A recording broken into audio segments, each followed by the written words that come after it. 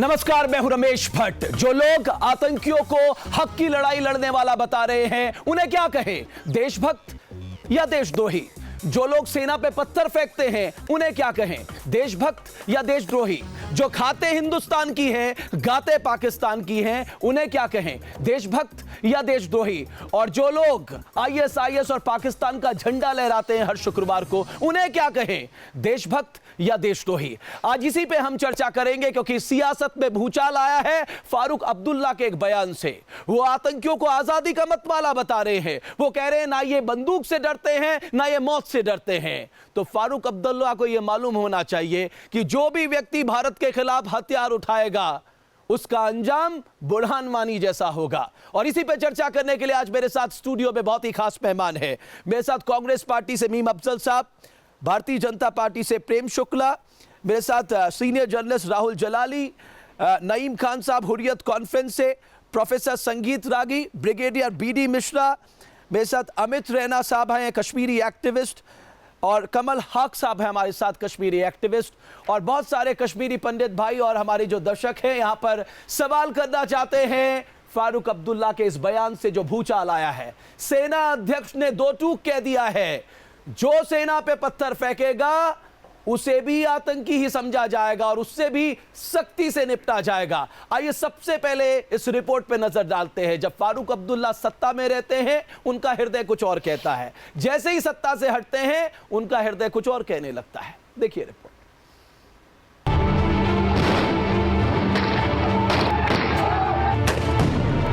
ये है कश्मीर के वो नासूर जो पल पल इस खूबसूरत जन्नत में जहर घोलते हैं। कश्मीर के कुछ किरदार ऐसे भी हैं जो खाते तो हिंदुस्तान की रोटी हैं, लेकिन उनकी और कश्मीर के दुश्मन पाकिस्तान की बोली में कोई फर्क नजर नहीं आता। वो जहर उगलते हैं जो कश्मीर की सांसों में घुल जाता है। इन गद्दारों की वजह से कश्मीर की फिजा में बारूद घुल चुका है। इन गद्दारों की वजह से तिरंगे में लिपटकर भारत माँ के लाल लौट रहे हैं। अब कश्मीर के कद्दावर नेता फारूक अब्दुल्ला ने एक ऐसा बयान दिया है जिससे आतंकी खुश होंगे और देश दुखी। अब्दुल्ला ने कश्मीर के आतंकियों को आजादी के लड़ाके करार दिया है।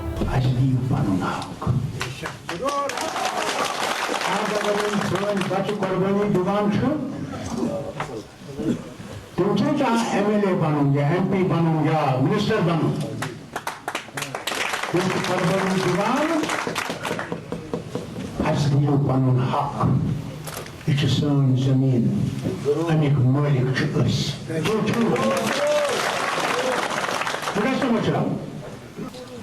तुम दोप ना हर कह जिंदगी टट कह मरुन चाहान मगर यमर वाद कोर्मुत खुदायस कि जिंदगी दिन वोल चुक तो लेन वोल चुक मगर यथ वतनस आजाद करने खातिर इस किस्म की बातों और देश विरोधी जज्बातों के सामने सीना ताने खड़े हैं वर्दी पहने वो वीर जो मरते दम तक मातृभूमि की रक्षा करने की शपथ लेते हैं। और वो आज भी सीना ठोक कर कहते हैं कि जो देश का नहीं वो हमारा नहीं। We would now request the local population that people who have picked up arms, and these are the local boys, if they want to continue with this acts of terrorism, displaying flags of ISIS and Pakistan, then we will treat them as anti-national elements and go helter-skelter for them. Kashmir में आतंक बहुत पहले खत्म हो जाता अगर इस धरती पर यूं आतंक को शह देने वाले तबके न होते। आखिर क्यों पाकिस्तान के झंडे लहराए जाते हैं? क्यों कश्मीर की फिजा में इस्लामिक स्टेट जैसा कट्टरपंथ घुल रहा है? और क्यों कश्मीर का नौजवान तलवार की धार जैसी जिंदगी जीना चाहता है? इन्हीं सवालों का जवाब ढूंढेगी न्यूज नेशन की खास पेशकश। कश्मीर के गुनहगार कौन?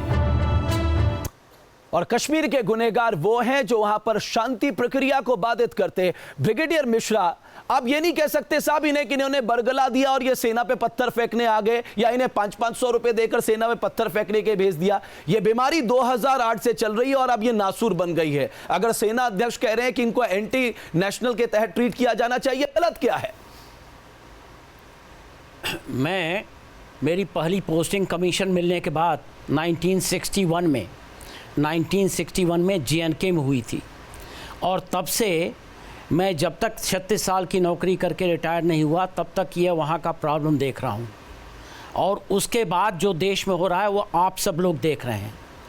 ये बीमारी 2008 से नहीं है, ये 14 अगस्त 1947 से है। और इस बीमारी का जो सबसे बड़ा जड़ है वो कॉन्स्टिट्यूएंट असेंबली से शुरू हुआ, जिसमें शेख अब्दुल्ला मेंबर थे और तमाम लोगों ने प्लीट करके आर्टिकल 370 वहाँ रखवाया और वह आर्टिकल 370 कॉन्स्टिट्यूशन में अब भी चल रहा है। और इसके वजह से बीमारी है, बीमारी इसके वजह से है कि जब 1947-48 में इंडियन आर्मी उरी तक पहुंच गई थी और मीरपुर और मुजफ्फराबाद बिल्कुल सामने था और आर्मी के कमांडरों के कहने के बावजूद वहां पर आर्मी को रोक दिया गया और आर्मी को आगे नहीं बढ़ने दिया गया। ब्रिगेडियर एलपी सेन की ब्रिगेड जो कि बारामूला से होके उरी तक पहुंची थी, उसको डाइवर्ट किया गया और उसको पुंछ भेज दिया गया।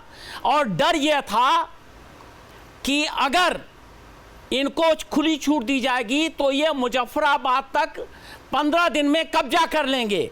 और ये बातें तब से चल रही हैं और इसके लिए सबसे बड़ा जिम्मेवार जो उस वक्त हमारा प्राइम मिनिस्टर था वो है। आज हम इन चंद असामाजिक तत्वों के कारण अपने सेना के जवानों को शहीद होने के लिए नहीं छोड़ सकते। हमें भय दिखाना होगा इनको और बिना भय के मानने वाले नहीं है, ये तो स्पष्ट है। ये भय नहीं दिखाना पड़ेगा, इनको हिट बैक करना पड़ेगा। जो आर्मी चीफ ने कहा है कि जो पत्थर फेंकते हैं वो भी आतंकवादी हैं। और मैं आपको असलियत ये बताऊं कि कश्मीर का कोई भी न अलगाववादी, न पत्थर फेंकने वाला, न वहां का सियासतमंद कोई भी पाकिस्तान नहीं जाना चाहता है। बिल्कुल, वो अपनी उनके बच्चे विदेशों पढ़े। नईम खान साहब अपनी न्यूसेंस वैल्यू बढ़ा रहे हैं। नईम खान साहब, आपको लगता है ये चेतावनी बिल्कुल सटीक तौर पे उन लोगों के जहन में घुस जानी चाहिए जो भारत विरोधी गतिविधियों में लगे हैं, जो 500-500 रुपए लेकर बच्चों को पत्थर फेंकने के लिए विवश करते हैं? ये आर्मी चीफ की चेतावनी उनके लिए बिल्कुल स्पष्ट है, सुधर जाओ वरना तैयार रहो। बेसिकली कश्मीर का जहां तक ताल्लुक है, यहां 500 के लिए कोई अपनी जान नहीं गंवा सकता है। यहां पूरी पॉपुलेशन जो है, जहां कत्ल गारतगरी हो रही है तो लोग सड़कों पर आ जाते हैं। न वो पाकिस्तान के एजेंट हैं, न वो हिंदुस्तान के एजेंट हैं। इसलिए धमकियों से मसला हल नहीं होगा। हमने 90 से लेकर आज तक देख लिया, कत्ल गारतगरी से आप लोगों की जायज आवाज को नहीं दबा सकते। आप गलत बात कर रहे हैं। सवाल यह है कि जब भारत का हमारा टैक्स पेयर पे करता है और आपको सब चीजें मिल रही हैं, तो आप कैसे कर रहे हैं कि हिंदुस्तानी नहीं है, हिंदुस्तान के एजेंट नहीं है? वो क्यों पत्थर फेंकते हैं हिंदुस्तान के आर्मी पर? और वो सुनिए मेरी बात, हम खुद टैक्स पे कर रहे हैं। We are the tax payers, हम खुद टैक्स दे रहे हैं। इट इज एन नहीं है। Kashmir is an internationally recognised dispute. क्या कह रहे हैं आप? आपके शोर करने से, आपके स्टेडियम में शोर करने से हकीकत नहीं बदलती है। बुनियादी तौर पर जो ग्राउंड रियलिटीज है, you have to accept the ground realities. आप अपने आवाम को धोखा दे रहे हैं, आप अपने आवाम को गलत बोल रहे हैं। एक मिनट, ब्रिगेडियर मिश्रा, नईम खान साहब, एक सत्य मैं आपको बता दूं, ये जो बात हो रही है, मैं ब्रिगेडियर मिश्रा के बात से सहमत हूं कि वो पाकिस्तानी एजेंट नहीं, हिंदुस्तानी एजेंट होने चाहिए। क्योंकि अगर 1 रुपया जम्मू कश्मीर की सरकार खर्च करती है, जम्मू कश्मीर में 60 पैसा जो है केंद्र सरकार देती है और सदियों से यह चला आ रहा है, इतना पैसा जाता है। Brigadier major general GD Bakshi, आपको लगता है कि यह मैसेज जाना बहुत जरूरी था? इन लोगों ने हद पार कर दी है। ये शुक्रवार के दिन आईएसआई का झंडा, पाकिस्तान का झंडा लगा के लहराते हैं, हमारे सेना के जवानों को निशाना बनाते हैं। ये किस बात के फिर भारत के? इनको निशाना बनाना जाना चाहिए। बात ऐसी है कि पिछले कोई 30-40 वर्षों में ये जो कश्मीर की वादी है, जहर भरा गया है बच्चों के जहन में, ताकि आज वो उठा के पत्थरबाजी कर रहे हैं, वो पाकिस्तान और आईएस के झंडे लेके घूम रहे हैं। ये कम्युनलाइजेशन है। इसी कम्युनलाइजेशन के चलते 4.5 लाख कश्मीरी पंडित हिंदू वहाँ से बाहर खदेड़ दिए गए हैं। और अभी तक उन्हें वापस नहीं जाने दिया गया अपनी वादी में। तो ये जो आज़ादी का जो हमको ढकोसला बताया जा रहा है, ये कुछ नहीं है, ये केवल कम्युनल राइटिंग है, ये एक किस्म की कम्युनलाइजेशन है इस इलाके की। नईम खान साहब, मैं आपसे एक और सवाल पूछता हूं। आप इन अलगाववादी नेताओं से कहिए कि वो गरीब बच्चों को पत्थर देना बंद करें, अपने बच्चों को सबसे पहली कतार में खड़ा करें, जो मुंबई या विदेशों में जाकर पढ़ाई करते हैं। तब मालूम चलेगा पत्थर फेंकने का दर्द क्या होता है जो उन परिवारों को मिल रहा है। ऐसा ही अलगाववादी करते क्यों नहीं है? अपने बच्चों को विदेश में पढ़ाएं और गरीब बच्चों को पत्थर फेंकने के लिए काम में लगाएं। सुनिए मेरी बात, मुझे बात कहनी दीजिए। Just hold on 1 second and ask mister Bakshi to hold on 1 second. सुनिए, बुनियादी तौर पर कश्मीर जो है कोई पथराव का कोई मसला नहीं है, कोई मसला नहीं है। It's a political movement going on. आप सबको शिक्षा देने यहाँ बैठे हैं। It's a political movement going on. Don't dub political movement movement as पत्थरबाजी। No Naeem sahab, political movement नहीं है, पत्थरबाजी गलत बात है। इल्जाम लगाना बंद करें, नहीं गलत बात है, ये लगाम दें, कत्लगारतगरी कश्मीर में बंद कर दे। क्या कर दे? आइए संजीदा तरीके से टेबल पर बात करें, टेबल पर बात करें। आप हैं क्या जो आपसे बात करें? Table and try to resolve table पर बात आप कर रहे हैं, आप पत्थर फेंक रहे हैं और जनाजे पे और इंडियन आर्मी को आप तक कर रहे हैं।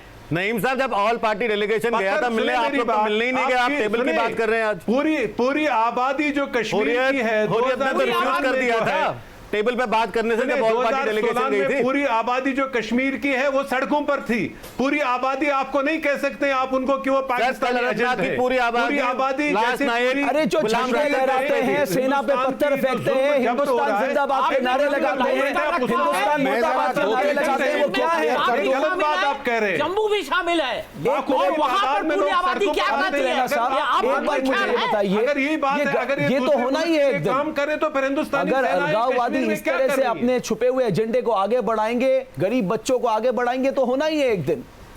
अफसोस की बात है, एक आदमी आपके यहाँ संविधान की कसम खाता है, यहाँ पर कैबिनेट मिनिस्टर होता है, वहाँ चीफ मिनिस्टर होता है और अलगाववादियों की बात कर रहा है। शर्म आनी चाहिए। ब्रिगेडियर अमित रैना साहब, हाँ जी सर, मुझे आपको लगता है कि ये तो होना ही था एक दिन? अगर आप गरीब बच्चों को आगे बढ़ाएंगे, अपने बच्चों को बाहर बेचकर पढ़ाएंगे, या तो आप खुलकर सामने आ जाइए। आपको लगता है ये सख्ती से पेश आने की जरूरत है आज अलगाववाद? देखिए, एक बात तो कल के वाकये से पूरी हो गई कि जो ये पत्थर फेंकने वाले हैं ये पेड एजेंट हैं, क्योंकि कल अनंतनाग में हज़ारों की तादाद में लोग निकले, जो हमारे में मार्टियर सोल्जर हुए, लांस नायक गुलाम रातर के, जो अभी परसों अटैक में ये हुए, उनको लेकर हज़ारों के लोग आए। तो ये कश्मीर में एक सेंटिमेंट है जो विजिबल है, क्योंकि आज डर के चक्कर में वो बाहर नहीं आते, तो उसका मतलब ये नहीं है कि वो पॉपुलेशन मिसिंग है, वो लार्जर पॉपुलेशन है। दूसरा, सबसे बड़ा अगर जो आज का सवाल ये है कि सबसे बड़ा इसमें जिम्मेवार कौन है, इसमें सबसे ज़्यादा जिम्मेवार अगर कोई है तो वो भारत सरकार है। वो इसलिए कि पिछले इतने सालों में आपने किसी आतंकवादी का केस क्लोज नहीं किया, आपने किसी आतंकवादी को सजा नहीं दिलाई। यासीन मलिक जैसे हैं जिनके ऊपर 24 केस है, जिसमें से 5 एयरफोर्स ऑफिसर्स के मर्डर के केस हैं, उसके आज तक चार्जशीट फाइल नहीं हुई। तो जब तक आप फेयर ऑफ लॉ ही नहीं देंगे, बना के खिला रहे हैं। उनका बजट देख लीजिए आप, जो केंद्र सरकार उनके ऊपर खर्च कर रही है साहब। इनके होटल का खर्चा 5 सालों का 20 करोड़ से ज्यादा है, इनका पेट्रोल डीजल का खर्चा 26 करोड़ से ज्यादा है, सुरक्षा में 309 करोड़ से ज्यादा लगे हैं, पीएसओ में 149 करोड़ से ज्यादा लगे हैं। हम तो इन पे पैसा खर्च कर रहे हैं। हाक साहब, इन्हें सजा मिलनी चाहिए थी। देखिए, कश्मीर में आप झूठ बोल रहे हैं। आप नाम बताइए किस पर आप करोड़ का रुपया खर्च कर रहे हैं। हुर्रियत न्यूज़ का नाम बताइए। हमारे पास, मैं आपसे बात कर रहा हूं, I am not holding your security. Sir, Mir भाई साहब की सिक्योरिटी है, को झूठ बोल रहे हैं। मीडिया स्टूडियो में बैठ के नईम साहब कॉन्ट्रैक्ट लिए हैं, सबसे बड़े झूठे आप हैं। मीर भाई साहब की सिक्योरिटी है नईम साहब? नहीं, वो तो अकेले। मेरी बात, यहाँ जो आप कहते हैं होटलों में और टिकट्स में, बाकी जगहों पर, सुने मेरी बात, अगर कोई सुने, आप कह रहे हैं किसी पर ट्रायल नहीं चला, किसी को सजा नहीं मिली। अभी हिंदुस्तान की जुडिशरी ने कश्मीर के 3 बच्चों को 12 साल के बाद रहा किया, कहा कि वो इनोसेंट थे। उनके 12 साल की जिंदगी कौन वापस देगा? और हमारे लाजपत नगर ब्लास्ट की मैं बात कर रहा हूं। आप कश्मीरियों को पकड़ते हैं, उन पर बेबुनियाद केसें लगाते हैं, फिर 12 साल के बाद आप कहते हैं 10,000 सिपाही मारे गए, उनकी जिंदगी आप वापस देंगे? उनके 12 साल कौन वापस देगा? जिंदगी कौन देगा? 12 साल के बाद आप कहते हैं कि वो 10,000 इतने हजारों ये निर्दोष सिर्फ लोग मारेंगे, उनकी जिंदगी कौन देगा? जिंदगी आप नहीं वापस किया, देंगे? आपकी जुडिशरी ने कहा कि वो इनोसेंट है। तो हमारी इसी तरह मैं कह रहा हूँ, ये आप तरह कहते हैं गलत है। आप अभी ब्रिगेडियर साहब ने एक अच्छी बात कही। उन्होंने कहा जो कल वो फ्यूनरल की बात कर रहे हैं, कश्मीरी जो है कोई भी मरे तो हमारे दिल जो है मीम हम अफजल साहब, इस वायलेंस के खिलाफ मीम है, अफजल हम साहब, कत्ल गारतगिरी के खिलाफ आप है। लोगों से हम एक मिनट, चाहते हैं आप खून लोगों से खराबा बेहतर, इनमें बंद होना चाहिए। एक मिनट, आप लोगों से बेहतर और हमारी जिंदगी का कोई काम नहीं है। Brigadier major general G D Bakshi, Naeem Khan sahab एक मिनट रुक जाइए, एक मिनट रुक जाइए। मीम अफजल साहब, आपसे बेहतर फारूक अब्दुल्ला को कौन जान सकता है? ये कह देना ये आतंकवादी जो है वो मतवाले हैं आजादी के, ये बंदूक से नहीं डरते, ये आजादी की जंग लड़ रहे हैं, आप बताइए ये क्या उचित है? मैं समझता हूँ बहुत गैर ज़रूरी बयान है। फारूक अब्दुल्ला साहब किस वक्त क्या बोल देते हैं ये आज नहीं देख रहे, हम कई बार ऐसा हो चुका है। आप तो 6 साल रहे हैं साहब उनके साथ। जब हमारे साथ थे तब बताइए कोई बयान दिया हो ऐसा? नहीं, मैं सिर्फ ये कह रहा हूँ बिल्कुल अच्छी कि सोबत ये का गैर था। जिम्मेदाराना उनके बयान है। पिताजी अरे जेल भाई, क्यों आप गए मुझसे थे? क्यों इन्हीं लड़ के रहे पार्टी हैं? के प्राइम मिनिस्टर ने जेल डाला था। एक मिनट, ब्रिगेडियर साहब, बहुत अफसोस है। ब्रिगेडियर साहब, ब्रिगेडियर अफसोस है। के बाप ने आप यहाँ बहस करने आए हैं या लड़ाई लड़ने आए हैं? लड़ाई नहीं लड़ने आए हैं ब्रिगेडियर गलत साहब, बात आप पर लड़ाई जवाब लड़ने देने आए हैं या बहस करने आए हैं? जो गलत बात है उस पर जवाब तो बात देने का आए जवाब हैं। दीजिए। मैं देख रहा हूँ क्योंकि आप बहुत ही उत्तेजित हो रहे हैं, बहुत उत्तेजित हो रहे हैं। फौजी का हुर्रियत वाले ये नहीं कह रहे, जो आपके एजेंट असेंबली में हैं वो भी कहते हैं ये तो डिस्प्यूट फौजी है। का ब्लड बॉयल होगा। आप ही बोलिए, आप फिर एयर कंडीशन हमारे रूम में बोलने की बैठ जरूरत के नहीं है। आप बस बॉयल होइए। भट्ट साहब, ऐसा लेकिन करिए, मैंने एक ब्रिगेडियर मैंने पूरा फेस किया शांत है। हो जाइए brigadier Mishra. Meme brigadier Afzal साहब साहब से कहिए, आप ही बोल लें। अरे मीम अफजल साहब, आपकी भी आपसे जरूरत है क्या तभी तो आप मतलब अगला है? ब्रिगेडियर मिश्रा एक मिनट रुक जाइए ना। नहीं, जरूरत है तो जरूरत है तो सुनिए ना। मीम अफजल साहब, आप बंद मीम करिए अफजल बात। साहब, आपने कहा गैर जरूरी बयान है, लेकिन आप अपनी मैं राजनीति समझता हूं चमकाने के लिए इस तरह के बयान दे रहे हैं साहब। इस तरीके से डिबेट करें। किससे कह रहे हैं जबान चला रहे हैं? किससे कह रहे हैं आप? आपसे कह रहे हैं हम जबान चला रहे हैं?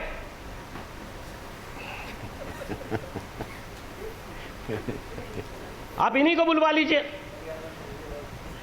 ये कोई तरीका है बहस करने का? आप एक नेशनल टेलीविजन चैनल पर बैठ करके बात कर रहे हैं, दूसरों को बात नहीं कर रहे एक नईम खान साहब आपस में, आप क्या समझ रहे प्रेम हैं? शुक्ला साहब, आप जो बोल रहे हैं, आपके आने एक मिनट आप छोड़ दीजिए। मीम अफजल साहब, मैं दोबारा आपके पास आऊंगा। प्रेम शुक्ला साहब, आपको लगता है कि आप लोगों के आने के बाद ये लगा कि जम्मू कश्मीर में हालात सुधरेंगे, चीजें ठीक होंगी, अलगाववादियों पे आप लगाम लगाएंगे? अलगाववादी भी बेलगाम हो गए, हालात भी बिगड़ रहे हैं, और आप देख रहे हैं आपको भी फारूक अब्दुल्ला साहब एक जमाने में बड़े अच्छे लगते थे, उनका इस तरह का बयान आ रहा है।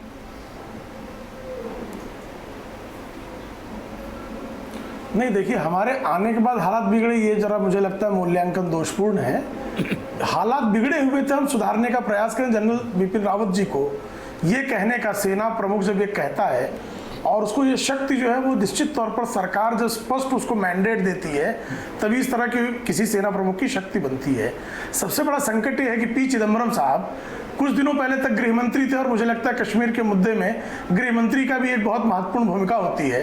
पी चिदम्बरम साहब ने कल हैदराबाद में कहा कि जनरल बिपिन रावत को इस तरह का बयान ही नहीं देना चाहिए। फारूक अब्दुल्ला जो कह रहे हो तो समझा जा सकता है कि फारूक अब्दुल्ला, शेख अब्दुल्ला, उमर अब्दुल्ला जब सत्ता में होते हैं तब वो भारतवादी होते हैं। जैसे ही सत्ता के बाहर जाते, जैसे मछली तड़पती है पानी के बाहर, सत्ता के बाहर जाते तड़पने लगते हैं और भारत विरोधी उनका रुख होता है। ये पिछले 7 दशकों का ये अनुभव रहा है। लेकिन पी चिदम्बरम साहब को क्या हो गया?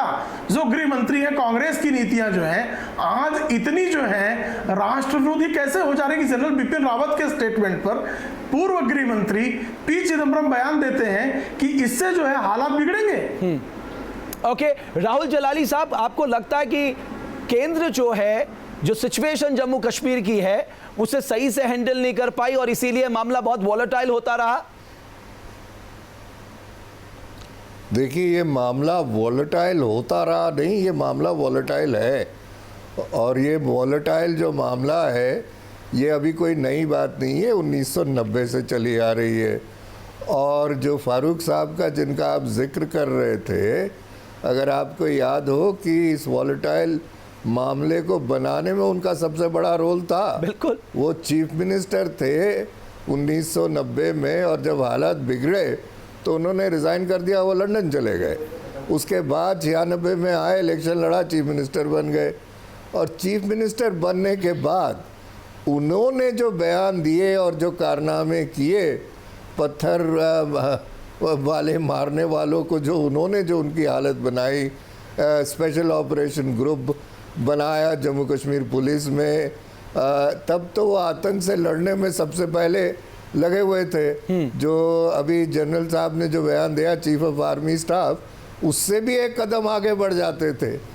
अब सरकार में नहीं है तो अब ये उल्टा बयान दे दिया। वही मैं कह रहा हूँ राहुल जलाली साहब, अपने राजनीतिक फायदे के लिए आप किसी भी स्तर पे जाके ये इन प्रकारेण अपने फायदे के लिए आप बयान दे सकते हैं। पर मैं ये बता दूं कि इन लोगों के साथ, वो पीडीपी हो, बीजेपी हो या कांग्रेस हो, नेशनल कॉन्फ्रेंस हो, सब ने सबके साथ मिल के सरकारें चलाई हैं। ये सब एक दूसरे के चहेते बने रहे। नेशनल कॉन्फ्रेंस बीजेपी की भी रही, आपको याद होगा। साहब कोई सोच भी नहीं सकता था कि पीडीपी और बीजेपी का गठबंधन हो सकता है जम्मू कश्मीर में, लेकिन हुआ ना। तो मुझे तो नहीं लगता है कि कोई बदलाव दिख रहा है मुझे। बिल्कुल प्रोफेसर और खासकर केंद्र में जो भी सरकारें रही, कोई ठोस प्रोफेसर संगीत रागी, जम्मू कश्मीर का मसला जो है उसको आप लोगों को लगता होगा फारूक अब्दुल्ला की बातों से कोई बहुत असहज बात कही है उन्होंने। एक्चुअली उनके जो पूर्वज थे शेख अब्दुल्ला, उनकी यही पूरी इच्छा थी। और जैसे ही जम्मू कश्मीर का भारत में विलय होता है, जैसे ब्रिगेडियर साहब कह रहे थे, यदि उस समय का इतिहास देखें तो उन्होंने फारूक अब्दुल्ला साहब ने जनमत संग्रह के लिए अपने एक बहुत अच्छे सिपह सलाहकार को पूरे जम्मू एंड कश्मीर में बरगलाने के लिए लोगों को भेजा था। और शेख अब्दुल्ला साहब खुद कश्मीर के मसले को लेकर के यूरोपियन कंट्रीज और अमेरिका के साथ नेगोशिएट करके उसको इंडिपेंडेंट बनाना चाहते थे। नईम खान साहब, ये तो स्पष्ट है ना कि बुरहान वानी एक आतंकी था जो AK-47 उठाकर भारत के खिलाफ युद्ध का ऐलान करता हो, उसका अंजाम जो हुआ वो हर आतंकी का होगा। बुनियादी तौर पर कश्मीर में आतंकवाद नहीं है, आज़ादी की एक तहरीक चल रही है, उसमें नौजवान शहीद भी हो रहे, मारे भी जा रहे हैं। लेकिन जहां तक मसला है, मसला सियासी है। और अरे साहब, और मसला जो है सियासी मसला है। हिंदुस्तान और पाकिस्तान ने 3 जंगें इस पर लड़ी हैं। आप लोग पाकिस्तान के साथ ताशकंद में बैठे, लाहौर में बैठे, शिमला में बैठे, किस लिए बैठे? इसलिए हम भी जब हुर्रियत वाले आज़ादी की बात करते हैं, मसले को हल करने की बात करते हैं, आप हमें कहते हैं आप आतंकवादी हो। लोग हजारों नहीं लाखों की तादाद में जुल्म जबर के खिलाफ, ज्यादतियों के खिलाफ सड़कों पर हैं, आप कहते हैं पाकिस्तानी एजेंट हैं। हुर्रियत कॉन्फ्रेंस, अरे जो हाफिज सईद के साथ अपने इस्लामाबाद में खड़े होकर हो रही है, आपकी फौजें कश्मीर में मारी जा रही है, हमें उसमें भी कोई खुशी नहीं हो रही। मेरी बात मारा जाए, प्रोग्राम मारा जाए, हिंदू मारा जाए, मुसलमान मारा जाए, हम कहते हैं मारामारी बंद होनी चाहिए। आप किसी और की भी सुनेंगे। एक minute, major general GD Bakshi बोलिए, 1 मिनट। ब्रिगेडियर, वो कह रहे हैं मेरे को बोलने के लिए, और ये आज चिल्लाए जा रहे हैं। सब्र तो करें, कभी आपको सब्र मैंने देखा नहीं। साहब, मैं आपको कहना चाहता हूं कि ये जो हुर्रियत वाले, आप सबर, आप सुन रहे हैं उस एंकर को? वो किसको? वो मेरे को कहने को कह रहे हैं। अरे बख्शी साहब बोलिए, या तो आप डिबेट चला रहे हैं या वो। बख्शी साहब बोलिए। बात आपके चिल्लाने की आवाज में सुन रहा हूं। मैं कहना ये चाहता हूं कि जम्मू कश्मीर में ये जो हुर्रियत वाले हैं, इन्होंने पाकिस्तान की ISI का पैसा खाया है, हमारी इंटेलिजेंस एजेंसी से पैसा लिया है, और अपने बच्चे तो सऊदी अरेबिया और फ्रांस और दूसरे तीसरे देशों में, अमेरिका, इंग्लैंड भेजे हैं पढ़ने के लिए। यहाँ ISI का पैसा बांट रहे हैं पत्थरबाजी बच्चों से करवाने के लिए, ताकि मरे तो और गरीबों के बच्चे मरें। और मैं ये भी कहना चाहता हूं कि जो हालत बदतर हो रही है जम्मू कश्मीर के अंदर, बहुत बड़ा हाथ इनका है वहां पे। और वहां पे अब हमारे जनरल रावत साहब ने बिल्कुल साफ बता दिया है कि अगर लेजिटिमेट काउंटर टेररिस्ट ऑपरेशंस के साथ दखल अंदाजी होगी तो उसका खमियाजा भुगतना पड़ेगा जो लोग दखलंदाजी करते हैं। चलिए, बिल्कुल, वो संदेश बिल्कुल साफ है। ऑपरेशंस में दखलंदाजी यहाँ पर नहीं कुछ कर मेरे सकते। साथी आप टेररिस्ट बख्शी को साहब को भागने सवाल का करना मौका चाहते हैं, नहीं दे सकते। बोलिए जल्दी। मैं ये पूछना चाहता हूँ हुर्रियत वालों से कि कश्मीरी पंडितों को आप एक कॉलोनी नहीं दे सकते और देश से कश्मीर मांग रहे हो। ओके, हाँ, हम भी चाहते हैं कि ये जो है पॉलिटिकल इशू बना के इस बात को आगे न बढ़ाया जाए, शिक्षा की तरफ ध्यान दिया जाए, उससे आतंकवाद दूर हो सकता है और लोगों की मनोबली बढ़ सकती है। हाँ, मैं एक बात कहना चाहती हूँ, जो आतंकवाद का साथ दे वो सबसे बड़ा आतंकवादी। आतंकी आके 3-3 महीने आके इनकी रोटियां कैसे खाते हैं? कहीं ना कहीं तो ये अंदर से इनकी हेल्प करते हैं। ओके, एक हाँ माता चीटी, हाँ हाँ, Kashmir roof of the world 5 बड़े राज्य के अंदर स्थित था, केवल एक रशिया अलग टूटा है। आपने बच्चों के हाथ में पत्थर दे दिए, वो कहते हैं आजादी आजादी। उन्हें समझाया है क्या होती है आजादी? क्या पाकिस्तान जैसी आजादी चाहते हो, या जो पीओके की हालत है वो करना चाहते हो, या चाइना की ख्वाबगाह बनाना चाहते थे? उन कश्मीरी बच्चों को जिहादी बनाना चाहते हो? पत्थर दे दिए, वो बच्चे पत्थर मारते हैं, उनको कुछ पढ़ने लिखने की उम्र में को तुम बर्बाद कर रहे हो। बिल्कुल, और ये अलगाववादियों पे इसका आरोप लगता है। हाँ मित्र नईम खान साहब, मैं कश्मीरी पंडित हूँ, वहाँ से निकाला गया हूँ आपके अत्याचारों और उनकी वजह से। हमने तो कभी पत्थर नहीं उठाया, हमने कोई बंदूक नहीं उठाई, और हम शांतिपूर्ण चाहते हैं कि वहाँ हालात ठीक हो, सब कुछ ठीक हो, मगर आप जैसे लोग वहाँ कभी चाहते ही नहीं है कभी कुछ अच्छा हो। एक मिनट, आपको लगता है कि ये जो फारूक अब्दुल्ला कह रहे हैं ये गलत है? ये बिल्कुल गलत कह रहे हैं, ये अलगाववाद की बातें हैं, ये नहीं होनी चाहिए, इससे लोग बट रहे हैं और नई नस्लें बर्बाद हो रही हैं। इन नई नस्लों को बर्बाद होने से बचाना चाहिए। जैसा अभी साहब ने कहा, ये जो बैठे हैं कि शिक्षा पे वहाँ ध्यान होना चाहिए और रोजगार पे ध्यान होना चाहिए। कि साहब कश्मीरी पंडितों का क्या हुआ? उनसे ज्यादा अत्याचार किसके ऊपर हुए साहब? उन्होंने तो कभी नहीं कहा कि हम हथियार उठा लेंगे, बंदूक की नोक पे अपना ही मांग रखेंगे। बिल्कुल सही बात है ये जो आपने कश्मीरी पंडितों के ताल्लुक से कहा, और कश्मीरी पंडितों ने कभी भी वायलेंस का सहारा नहीं लिया। जब वो वहाँ से आ रहे थे उस वक्त भी और उससे पहले भी उन्होंने कभी ऐसा कुछ नहीं किया। अगर उनके साथ जो नाइंसाफ़ी हुई, जिस तरह से उनको आना पड़ा है, उसमें पूरा देश उनके साथ खड़ा है। और हम भी चाहते हैं कि कश्मीरी पंडित वहाँ अमन हो और वापस अपनी जगहों पर जा कर के बसें। जहाँ तक मैं 1-2 बातें ज़रूर कहना चाहता हूँ जो मैं पहले नहीं कह सका था। मेरा ये कहना है, यहाँ हमारे हुर्रियत के जो नईम साहब बैठे हुए हैं, मैं सिर्फ एक बात पूछना चाहता हूँ जो जनरल बख्शी ने भी पूछा और मैं भी पूछ रहा हूँ कि हुर्रियत के आपके कितने लीडर्स हैं?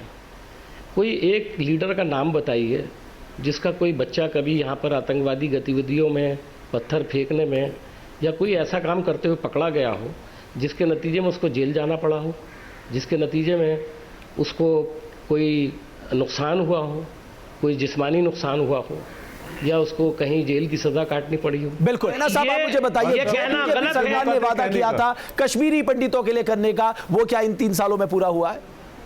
नहीं, कुछ भी पूरा नहीं हुआ। और मुझे पूरा यकीन है, पंडितों के हवाले से बात करने का मौका दें जरा। आज भी गवर्नमेंट ऑफ इंडिया के पास कोई ब्लूप्रिंट नहीं है कश्मीरी पंडित रिटर्न को लेकर। काफ़ी आरटीआई के हमने जवाब मांगे हैं, ज़्यादा से ज़्यादा उन्होंने एक आरटीआई पर रिप्लाई किया जिसमें उन्होंने एक पीएम पैकेज की बात करी है, जो मनमोहन सिंह के टाइम का पीएम पैकेज था, जिसमें कुछ जॉब्स पेंडिंग है।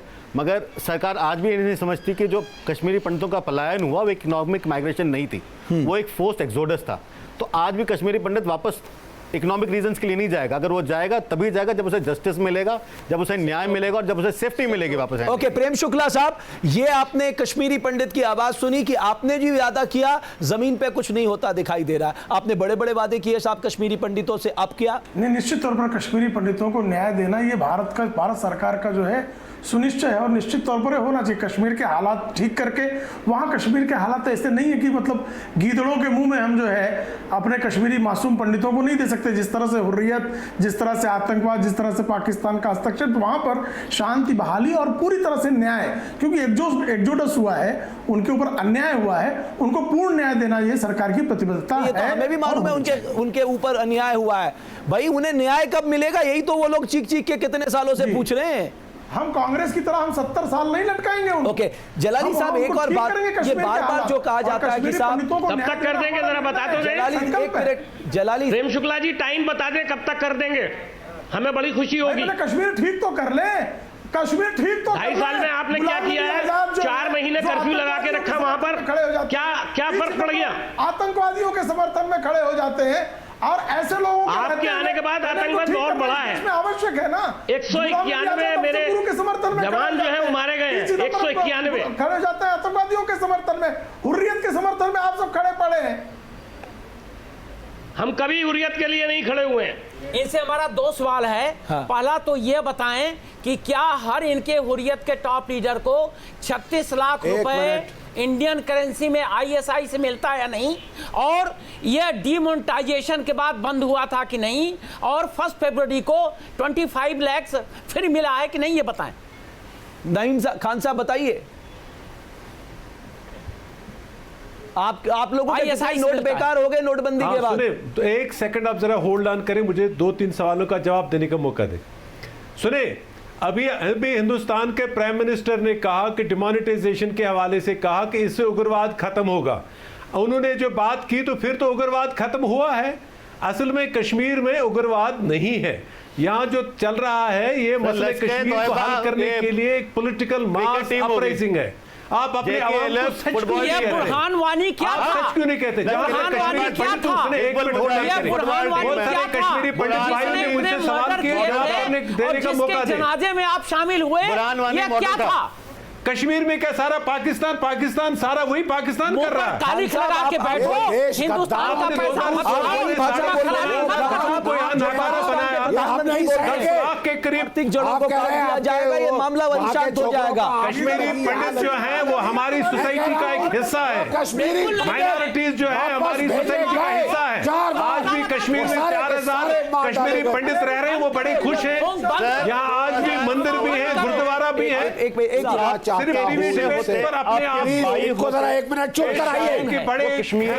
मेजर जनरल जीडी बख्शी आप बोलिए। आप जम्मू में कश्मीरी पंडितों की हालत को देखिए, बोलने दीजिए। आप दिल्ली और मुंबई में जो रह रहे हैं उनसे बाहर आइए ना, देखिए जम्मू में क्या हो रहा है। हमारी फिक्र ना करिए ना, आपकी फिक्र आप ना करिए, हालात सिचुएशन में रखा। उन बच्चों 8 साल 9 साल खामोश हो जाए। You are living in ivory tower. मैं आपसे नहीं, मैं एंकर से बात कर रहा हूं। खाने के लिए बेचते हैं, मजबूर करते हैं और फिर दवाई देते हैं। Okay, major general GD Bakshi को बोले दीजिए। एक बार प्रोफेसर रागी के पास आऊंगा। जगसी साहब बोलिए। बाकियां जो है बख्शी साहब को बोलने दीजिए। खान साहब आप बहुत बोलिए। हमने 25 साल में बहुत ओके खान साहब, ओके खान साहब, ब्रिगेडियर एक मिनट, जुल्म भी देखा। अरे मेजर जनरल जीडी बख्शी बोलिए। भट्ट साहब, हम तब मरूद नहीं हुए, आप कहां होंगे? चाहता हूं इन हुर्रियत के गद्दारों को। सच ये है एक पॉलिटिकल मूवमेंट चल रही है। आप 1 मिनट चुप रहिए।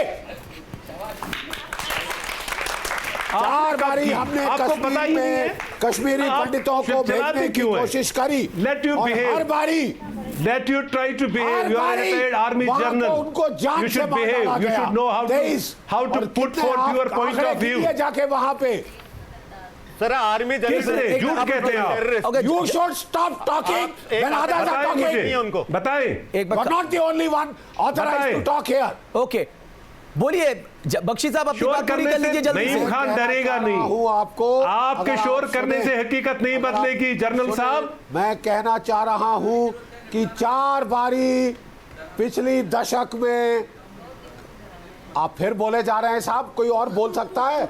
अरे जनरल साहब आप अपनी बात तो रखिए। 4 बारी पिछली दशक में कश्मीरी पंडितों को वापस वादी भेजने की कोशिश की गई है और हर बारी वो जान से मार डाले गए। ये असलियत है कश्मीर की। सबसे बड़े सांप्रदायिक पॉपुलेशन की भागीदारी है 1% और हम सेंट्रल एलोकेशन का 10% हर साल से देते हैं। साहब अब इतना पैसा तो फंड वहां कर ही रहे। झूठ कह रहे हैं रमेश जी, मैं आपको बता दूं कि जम्मू एंड कश्मीर के अंदर जो कश्मीर वैली है उसी में आतंकवादी है और उसमें भी सारे जगह नहीं है। उसके कोई 8 ऐसे जिले हैं जहां पर इस प्रकार की आतंकवादी गतिविधियां हैं। कश्मीर की समस्या कोई पॉवर्टी से ड्रिवन समस्या नहीं है। आपको मालूम होना चाहिए कि जो कश्मीरियत का जो सिंक्रेटिक ट्रेडिशन था वो सारा जो है वो बहावी मूवमेंट की धार में बह गया है और वहां पर एक आतंकवाद पैदा करने की एक फैक्ट्री बन गई है। दूसरी बात, कश्मीर की समस्या का समाधान उसी तरह से हो सकता है जो जैसा कि चाइना जिंगजियांग में कर रहा है। तीसरी बात, इस देश में आर्टिकल 370 और उसके साथ ही बहुत कम लोगों को परिचित है कि आर्टिकल 35A जो कॉन्स्टिट्यूशन में इंसर्ट किया गया था वो 1954 में किया गया था।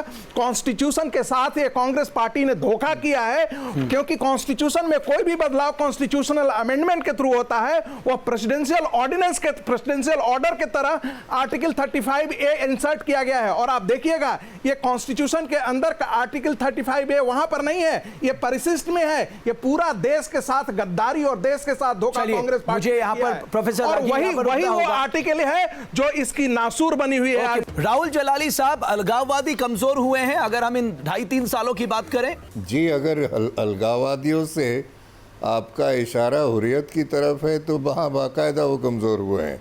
उनकी जो लीडरशिप एक थी उनकी बात कोई सुनता नहीं है अब कश्मीर में, और जो मामला है वो एक्सट्रीमिस्ट के पास चला गया है। दूसरी ये इसलिए है क्योंकि अलगाववादी ये डिसाइड नहीं कर पाए, बात करते हैं आज़ादी की पर झंडे फैलाते हैं पाकिस्तान का, तो वो जाने कहाँ चाहते हैं तो पहले ये साफ कर दे। पर मैं एक और मुद्दे पे आता हूँ और वो है कश्मीरी पंडित की जो सवाल आप लोगों ने, झगड़ा भी हो गया। मैं एक कश्मीरी पंडित होने के नाते ये कहना चाहता हूँ कि मैं कश्मीर उस दिन जाऊँगा जिस दिन मैं जाना चाहूँ और मुझे लगे कि मैं सुरक्षित हूँ वहाँ पे। मुझे ना कोई ले जाएगा और ना ही कोई मुझे वेलकम कर रहा है। ये आपको लगता है ये विश्वास अभी बना है या आपको लगता है ये कमजोर होने लगा है? क्योंकि लगातार जितनी भी सरकारें आई उन्होंने आपके रिहैबिलिटेशन की बात कही, एक समय सीमा भी रख दी, लेकिन उसके बाद भी हालात बदले नहीं। बुनियादी तौर पर जहां तक कश्मीरी पंडितों, एक मिनट आप सुने मेरा, जहां तक कश्मीरी पंडितों का ताल्लुक है वो भी इंसान है। उनकी भी जो जम्मू में 20-25 साल से जो कैंपस में रह रहे थे तो उनकी भी बड़ी बुरी हालत थी कैंपस में। हम चाहते हैं वो स्टेट सब्जेक्ट हैं अपनी रियासत का, हम चाहते हैं कि वो भी एक अच्छे माहौल में कश्मीर, जैसे राहुल जलाली साहब ने कहा कि एक माहौल कश्मीर में ऐसा हो कि वो वापस आ जाएं। वो तभी मुमकिन है जब मसले कश्मीर को आप एड्रेस करेंगे पॉलिटिकल तरीके से, नॉट मिलिटरीली। इसलिए हम कहते हैं हमें सर ये सबसे बड़ी प्रॉब्लम का बखेड़ा तो आप लोग हैं। थोड़ी स्पेस दें, हुर्रियत को थोड़ा सुने आप, ताकि हिंदुस्तानी आवाम को पता चले हम क्या चाहते हैं। आप चाहते हैं, आप गलत बात है, झूठ कह रहे हैं। आपने हिंदुस्तानी आवाम को, शेख मोहम्मद अब्दुल्ला को 25 साल तक जेल में रखा, क्यों रखा? किस देश के हो तुम? ये सुने, हिंदुस्तानी आवाम को शर्म नहीं आती है? इंडिया का पैसा खाते हो? मैं अपनी कमाई का खाता हूँ, अपना पैसा खाते हैं, अपनी कमाई में टैक्स दे रहा हूँ। किस कंट्री को? मुझे कोई एहसान हिंदुस्तान का नहीं है। रोटी में खाता हूँ, अपनी मेहनत की रोटी खाता हूँ। अरे कमाते तो हिंदुस्तान, ना मैं पाकिस्तान का हूँ ना मैं हिंदुस्तान का हूँ।